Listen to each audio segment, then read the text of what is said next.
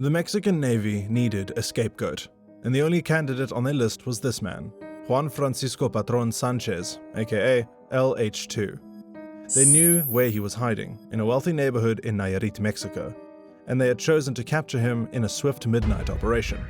But when he fought back, the Navy responded with a force so deadly it shocked the world. A chopper raining down bullets in a residential area? Who was LH2 really? And what exactly did he do to deserve this ruthlessly violent mode of execution? The rise and fall of the Beltran Leyva Cartel.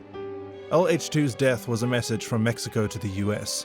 At the time of his death, he was the boss of the Nayarit division of the Beltran Leyva Cartel. But that cartel was a shadow of its former self. All of its founding members were either dead or in prison.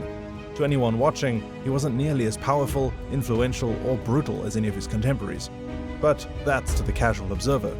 In reality, LH2 was probably one of the most powerful drug lords operating from Mexico, and his existence was so problematic that it bothered the US.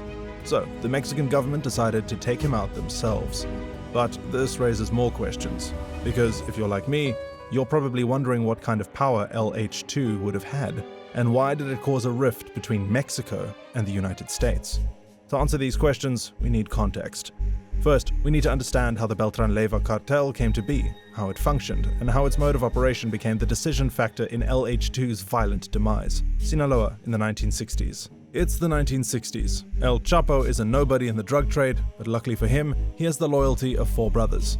These are the Beltran Levan Brothers, founding members of the eponymous cartel: Arturo, Carlos, Alfredo, and Hector.